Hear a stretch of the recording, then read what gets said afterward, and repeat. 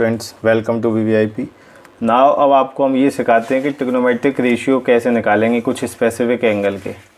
ये आपका यहाँ से जो हमने कल करा दिया था आपका, ये अब 8.3 जो कॉन्सेप्ट है trigonometric ratio of some specific angle.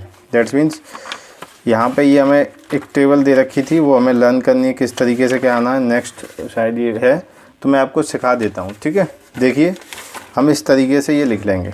हमें ये समझना है ये टेबल कैसे हमें लर्न करनी है, कैसे क्या होता है।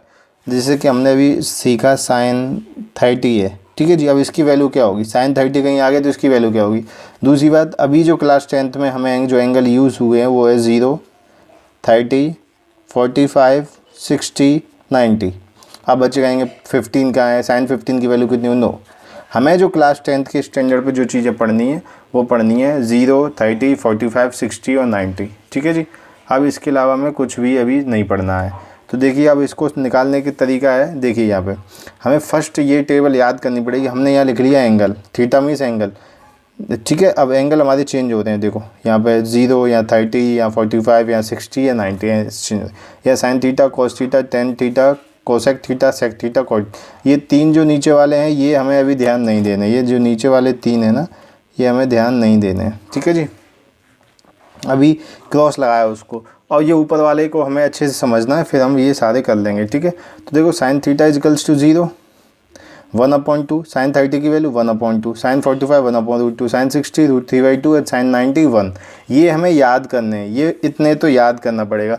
कहने का मतलब है साइन 0 की value 0, sine 30 1/2, sine 45 1/√2, sine 60 √3/2 and sine 90 1। ये सारे याद करने पड़ेंगे, बस इतना ही याद करना और कुछ नहीं याद करना। अब देखिए बहुत ध्यान से देखना, ये चीज़ ऐसे क्रॉस होगा, ये चीज़ यहाँ आएगी तो यहाँ 1 आ जाएगी और ये 0 यहाँ पहुँच जाएगा। क्लियर है।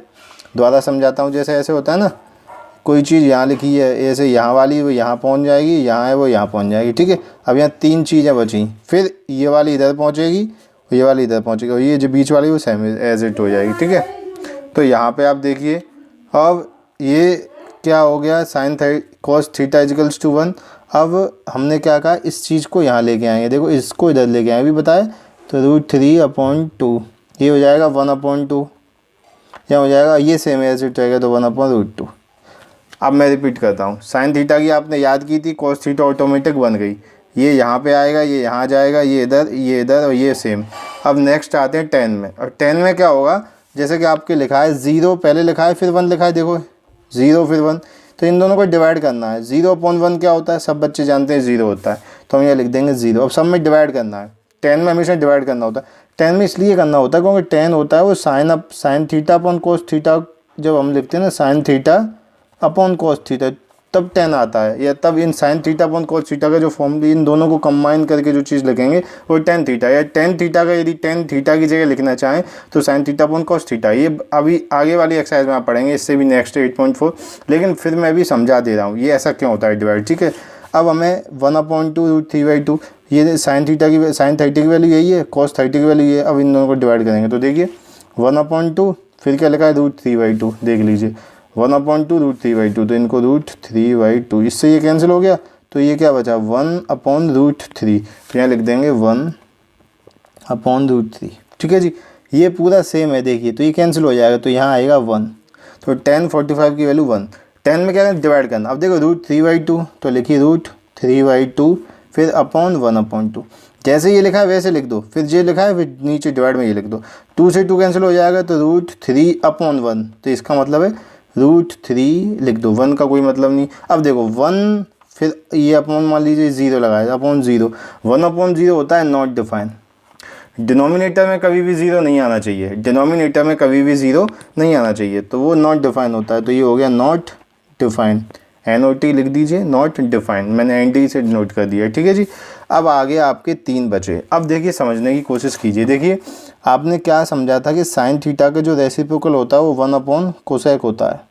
जैसे मैं बोलना चाहूँ कि हम कोसेक लिखा है तो उसकी जगह हम लिख सकते हैं 1/ साइन थीटा, ठीक है जी। ऐसे ही कॉस का जो उल्टा होता है वो होता है 1/ सेक थीटा। या हम कहें साइन का रेसिप्रोकल होता है वो क्या होता है, साइन का होता है कोसेक और कॉस का होता है वो होता है सेक, और टेन का जो रेसिप्रोकल होता है वो होता है कॉट। ये तीनों चीज़ हमें याद होनी चाहिए। अच्छा, अब इसका मतलब क्या है, जैसे कहीं किसी भी चीज़ का, जैसे साइन थीटा कुछ भी लिखा है और यहाँ लिखा है 1/2, अब वही हम कॉस थीटा निकालना चाहते हैं तो इसका उल्टा हो जाएगा। 1/2 का मतलब क्या होगा, 2/1, तो कोसेक हो जाएगा, कोसेक। ठीक है, साइन का उल्टा क्या होता है, कोसेक। तो कोसेक जैसे यहाँ लिखा है, एक और यहाँ समझ लीजिए, साइन 30 की वैल्यू यहाँ लिखी है 1/2, हम कोसेक 30 की वैल्यू निकालते हैं तो इसका उल्टा क्या, तो 1/2 का, तो 1/2 का 2/1। तो हम क्या करेंगे, साइन का उल्टा क्या होता है यहाँ समझना है, साइन का उल्टा कोसेक, कॉस का उल्टा सेक, टेन का उल्टा कॉट। हाँ, सारी चीज़ें बता चुका हूँ पहले, फिर भी एक बार रिपीट कर रहा हूँ, क्लियर है। अब देखिए यहाँ पे, अब यहाँ पे देख लीजिए थोड़ा सा, ये पेज और ले लेते हैं, इसकी ज़रूरत है।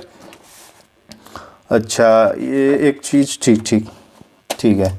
अब देखिए कोसेक का क्या है, कोसेक हमारा हमने अभी बताया, कोसेक क्या होता है, कोसेक होता है साइन का उल्टा। तो देखो साइन क्या लिखा है, ज़ीरो लिखा है, ज़ीरो लिख लिया। देखो अब ज़ीरो, कोई चीज़ ज़ीरो लिखा है उसके नीचे 1 लेट कर सकते हैं, रेशनल नंबर हमने पढ़ा है चैप्टर फर्स्ट में, रियल नंबर पढ़ा था, /1। ये किसकी वैल्यू है, साइन की है, लेकिन हमें कोसेक की निकालनी है। ज़ीरो, साइन ज़ीरो की वैल्यू तो ये है जो अभी लिखी है, हम नीचे 1 तो हम लेट कर सकते हैं, 1 लिखना कोई गलत बात नहीं है, लिख सकते हैं। अब हमें कोसेक की निकालनी, तो इसका उल्टा करेंगे, तो 0/1 का लिख देंगे 1/0। अब 1/0 एग्जैक्ट क्या होता है, नॉट डिफाइन, तो यहाँ लिख देंगे नॉट डिफाइन, क्लियर है।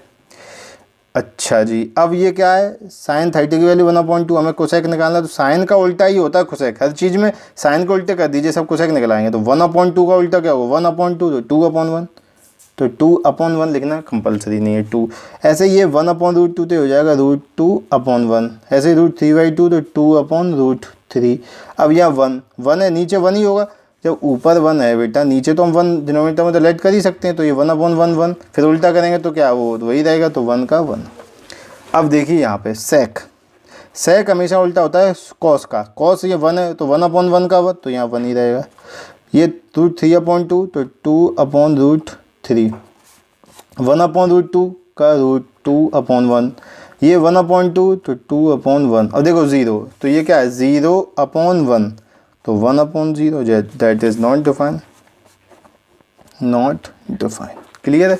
अब देखिए कॉट में, समझ में आ रही चाहिए, कॉट में अच्छे से समझ में आ रही है, ना आए वहीं आप देख लीजिए, दोबारा देख लीजिए कि हाँ यहाँ से समझ में नहीं आई कॉट में। अब कॉट में क्या करना है हमें, कॉट में हमें ये करना है, देखिए कि 10 है ना, उसका उल्टा करना है, तो ये क्या, 0, तो 0 यहाँ लिख लेते हैं, 0/1 रहा होगा, 1 तो नीचे लेट कर सकते हैं। अब हमें इसका उल्टा करना है, तो 1/0 करना पड़ेगा, दैट्स मीन्स 1/0 क्या होता है, नॉट डिफाइन, तो यहाँ लिख देंगे नॉट डिफाइन, ठीक है जी। अब देखो 10 में क्या, 1/√3, तो इसका हो जाएगा √3/1, और नीचे 1 का कोई मतलब नहीं है, लिख दिया, कोई बात नहीं। अब इसका 1 का उल्टा 1/1 का 1 ही रहेगा, √3/1 मान सकते हैं, तो 1/√3। अब देखिए नॉट डिफाइन लिखा है, यहाँ लिखा है not define, tan theta equals to not define. अब ये समझने की बात है, tan 90 की वैल्यू है, हालांकि tan 90 equals to not define, देख लीजिए नॉट डिफाइन। अब इसका उल्टा क्या करेंगे, तो नॉट डिफाइन कब आता है हमारा, हम लिख लेते हैं 1/0, इसी को तो नॉट डिफाइन क्या बोलते हैं, ये ऐसी चीज़ हो उसी को नॉट डिफाइन बोलते हैं। अब इसका उल्टा कर दो तो ये हो जाएगा 0/1, और 0/1 क्या होता है, 0, डिनोमिनेटर में 0 आएगा तब नॉट डिफाइन होगा, यहाँ तो 0/1 आ गया, नीचे तो 1 है ना, तो ये हमारा आ गया यहाँ 0, क्लियर है। समझ में आई बिल्कुल, टेबल अच्छे से समझ में आई है, ये बहुत ज़रूरी है। वैसे तो याद कर लीजिए आप, पहला तो आपको याद करना पड़ेगा, फिर सारी चीज़ें समझने वाली हैं। तो मैंने अच्छे से समझाया, फिर भी आपको समझ में नहीं आया तो वीडियो को थोड़ा सा बैक कीजिए या स्टार्टिंग से देख लीजिए, 1-2 बार देखेंगे तो आपको उम्मीद करता हूँ समझ में आ जाएगा। थैंक्स फॉर वॉचिंग, मिलते हैं अगले वीडियो में। और यदि आपको ये समझ में आया हो तो अपने दोस्तों के साथ शेयर कीजिए, और यदि आपको ये वीडियो बहुत अच्छा लगा है तो लाइक कीजिए।